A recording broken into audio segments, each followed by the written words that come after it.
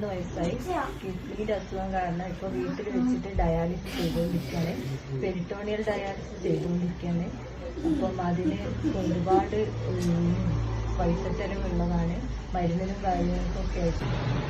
പ്രിയപ്പെട്ടവരെ, രചന ചേച്ചി അവരുടെ കുടുംബത്തിന്റെ അവസ്ഥകൾ പറഞ്ഞു. എത്രത്തോളം ക്ലാരിറ്റിയിൽ നിങ്ങളത് കേട്ടു എന്ന് എനിക്കറിയില്ല. വളരെ പാവപ്പെട്ട, വളരെ പ്രയാസം അനുഭവിക്കുന്ന ഒരു കുടുംബമാണ്. വീട്ടുവാടക കൊടുക്കാനും ആ കുഞ്ഞിന്റെ 2 കിഡ്നിയും പ്രയാസത്തിലായി വളരെ ദുരിതം അനുഭവിക്കുന്ന ആ കുട്ടിക്ക് മരുന്ന് വാങ്ങാൻ കൂലിപ്പണിക്ക് പോകുന്ന അച്ഛന് സാധിക്കുന്നില്ല. രചന ചേച്ചിക്കാണെങ്കിൽ വീട്ടിൽ നിന്ന് വേറൊരു ജോലിക്കും, ഒരു വീട്ടുജോലിക്ക് പോലും പോകാനുള്ള സാഹചര്യമില്ല. അത്രയും പ്രയാസം അനുഭവിക്കുന്ന ഒരു കുടുംബത്തിന് നമുക്ക് സഹായിക്കുന്നതിനൊരു പരിധിയുണ്ട്. നമ്മുടെ സൊസൈറ്റിക്ക് സഹായിക്കുന്നതിനൊരു പരിധിയുണ്ട്. അതിലും ഉപരിയായിട്ടുള്ള സഹായം അവർക്ക് വേണ്ടതുകൊണ്ടാണ് ഈ അപേക്ഷയുമായി ഞങ്ങൾ നിങ്ങളെ മുമ്പിൽ വന്നത്. എന്റെ സഹപ്രവർത്തകർ ഇപ്പോൾ ഇവിടെ സംസാരിച്ചു. 25ഓളം ഭിന്നശേഷി കുട്ടികളുടെ രക്ഷിതാക്കൾ മുൻപന്തിയിൽ നിന്നുകൊണ്ട് മുന്നോട്ട് പോകുന്ന ഒരു സംഘടനയാണ് നമ്മുടെ ഈ സൊസൈറ്റി.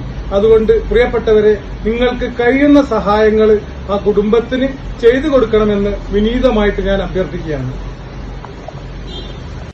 എന്റെ പേര് സുകന്യ. ഈ അമ്മ ഞങ്ങളുടെ അടുത്ത് വന്ന് divyang child and woman welfare സൊസൈറ്റിയിൽ ഒരു അപേക്ഷയായിട്ട് വന്നതാണ്.